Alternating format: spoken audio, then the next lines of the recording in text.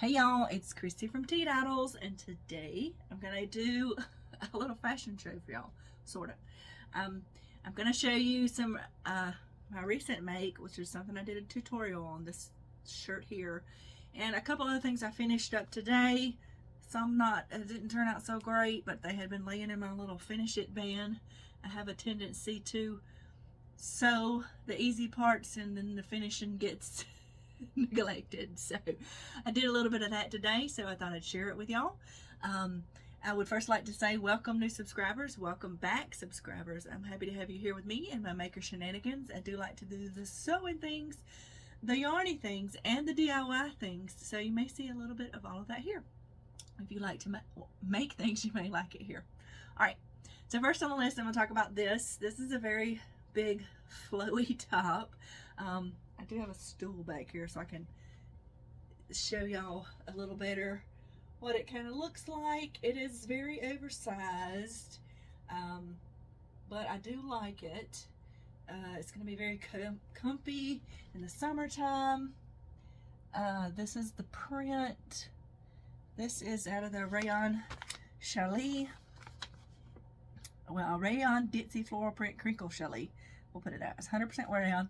Rayon is a very cool fabric. If you're looking for cool fabrics for the summer, look for rayon. Polyester, not so much. Polyester will make you sweat.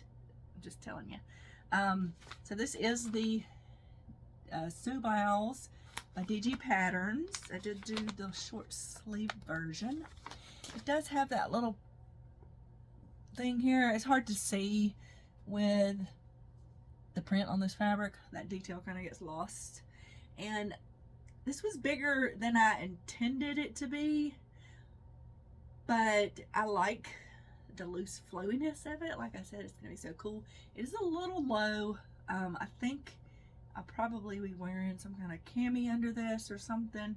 Now, I wanted to talk a little bit about this neckline, as it's ruffly. It's not supposed to be that way. This is what happened. The fabric I used for interfacing, this fabric, I didn't realize it when I first cut it out, has a slight bit of stretch to it. It's not a stretchy fabric, but it did have a slight bit of stretch.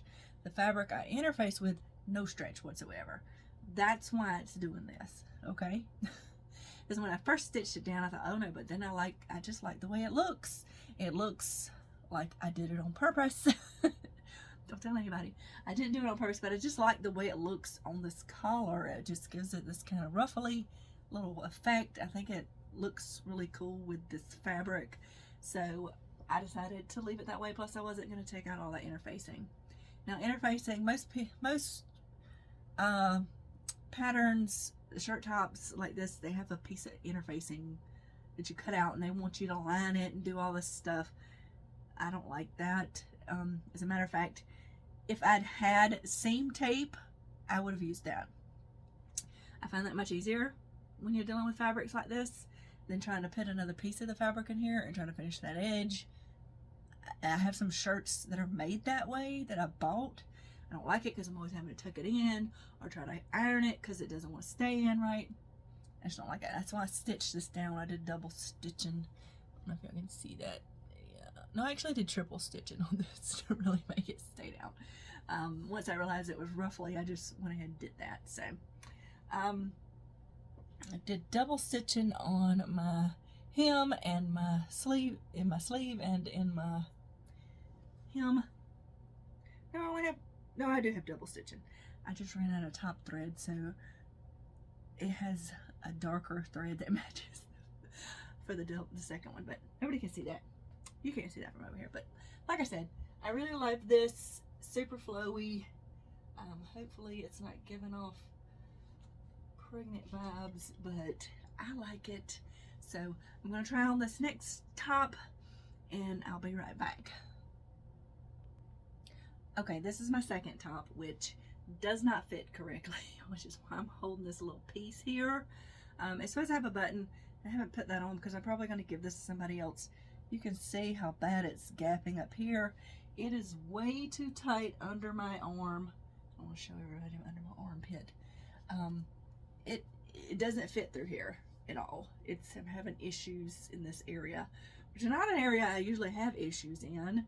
Usually if it goes around the girth of my arm, then I have issues, but I don't usually have issues for this. Hold on just one second. But this one, it's been sitting over there for a long time waiting for me to just finish a couple of things, and I just decided to finish it, even though I'm not going to be able to wear it.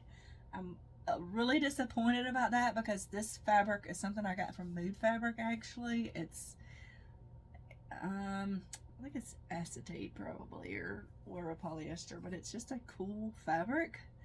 But this is McCall's. I believe I did the one on the front, the A version. Now, some things I do super love about this, even though I'm not going to be wearing it, I love the way the sleeves go in the back. It's an oversleeve kind of thing. Yeah, I love that part. I'm going to attempt to make this again out of a slightly less slippery material and see how it turns out, because now that I know, I didn't really think I would have issues through this area, but it is, I feel like the Hulk in here because it's so tight under here.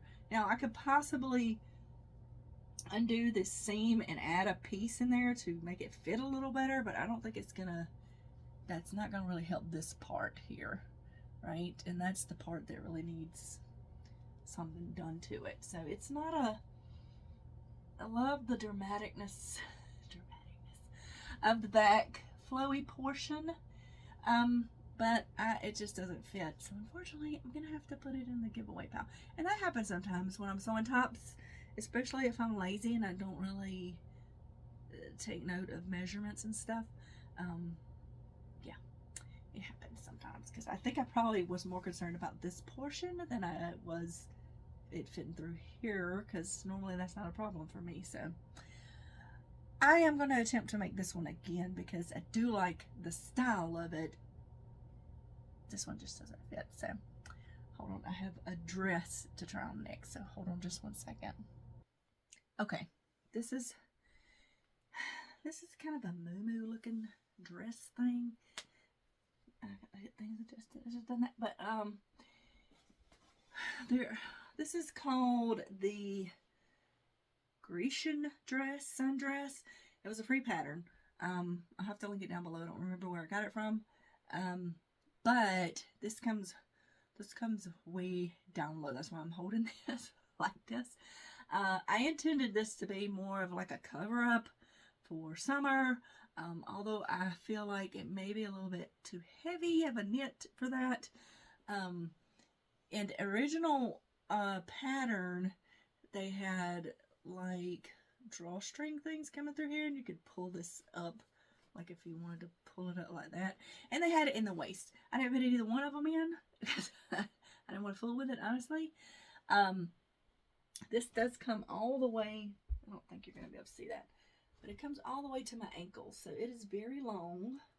I do like the pattern of this, but I intended this to be, like I said, more of a cover-up type thing that I could throw on if I was at the beach or if I was just lounging around the house or something. So I may put some snaps in this part, but I may not, because I could just wear it. If I'm wearing it over a swimsuit, it doesn't matter.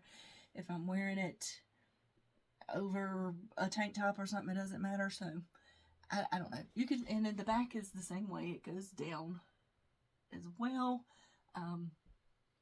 I did want to talk about this, how I did this edge. I did a very narrow zigzag stitch along the edge of the fold. This piece folds over. It gives it a ruffly kind of edge. I don't know, I guess I'm into the ruffly edge right now. And then I did a zigzag stitch beside it. I did zigzag stitches on the hem of the sleeves and the bottom too. So this was a very easy sew. You just need a really big piece of fabric to make this. Even if you put the drawstrings in or something. I mean, I could make a belt or something if I wanted to, but I probably wouldn't wear it like that. I like the loose flowy thing. It's just comfortable, and it's not really a dress that I plan on wearing out and about town or whatever. So, but alright, I got one more shirt I'm going to put on, and then I'm going to talk about some projects I'm going to be working on the rest of this week. Okay, so this is the last top. This is not a new make. It was sitting over there because I needed to redo the hem. Because when I made this shirt, I just serged all the edges and folded it over once and stitched it. But the bottom hem kept curling up like this, and you could see that. So I needed to put another stitch in it. And this is the Blank Slate tee, or the Blanc tee from Blank Slate.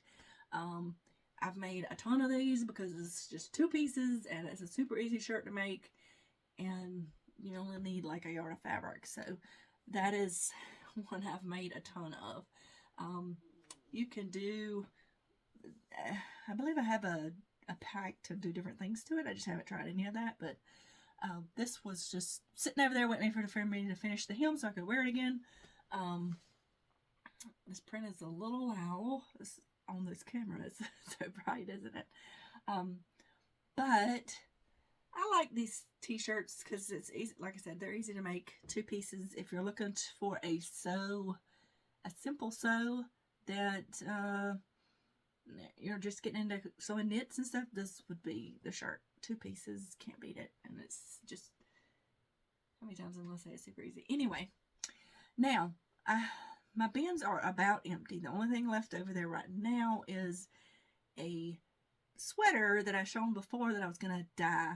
But I realized all the dye that I have is not for polyester. I'm pretty sure that sweater is polyester or synthetic in some nature. I can't read the tag anymore because it's completely faded, so I don't know. So I've got to either decide to just give it away or buy synthetic dye, and I don't know yet what I'm going to do. The other 2 things, which left way over there for some reason, that I'm going to be working on is recreating a pattern for these pants. I'm going to do a video on that. These are some of these are really dirty because I've had them forever. They got holes all in them, so I was like, I need to make me another pair. I got these a long time ago, and I just want to make a pair of these kind of yoga pants. I probably have some patterns for it, but that's what I want to do. I want to show y'all how to recreate a pattern if you don't have a pattern for some of your favorite clothes without cutting it apart if you don't have to. Okay? The next, I have this t-shirt that I just love. It's an octopus with a beanie on. I don't know. I have a thing for octopus. And I ordered this. It is an extra large, supposedly, for women. This is still snug on me, even with the amount of weight I've lost. So I was like, I really don't want to get rid of this. I like it. So what I'm going to do, I'm going to do a video about this. I'm going to cut most of the back out, and I'm going to replace it with this fabric and make it wider and more flowy. Now this, I only have like half a yard of this, so I'm going to have to sew 2 pieces together to get what I want, but that is what I'm going to do, and it'll make it, I will make it probably 6 inches wider than it is now, so the back is really flowy, and then the front looks like a t-shirt. So that is something else I want to work on. That shouldn't take too long, but I wanted to do a video of it just to show you how you can alter clothing if you really like it to fit your body, you know, because sometimes, especially if you order things online, they don't fit right when you get them, and you're like, oh. What I tend to do if I order clothing online is buy it bigger than I normally would, because then I can take it in if I have to. Nothing off the rack is going to fit you perfectly 9 times out of 10 because it's based off of whoever they modeled the clothes off of. And nobody has the same body shape. So finding something that fits you exactly off the rack is hard to do for most people. That's why I always go bigger when I'm out shopping. It's like, oh, I really like this. If it's a bigger size, I can take it in where I need to. And that's something useful to know how to do. So that's all for this video. I just wanted to pop in and show y'all what I've been doing today. If you read my latest blog post, I am off this week for spring break. So I've just been making, and my goals this month are just to see how much stuff I can make and get completed. So I hope y'all enjoyed this, and if you have any questions about anything, I will put all pattern links down below if they are still available. This McCall's pattern, probably not. If I find it, I'll let you know. But y'all remember to have a life lived creatively, and I will see you in the next video.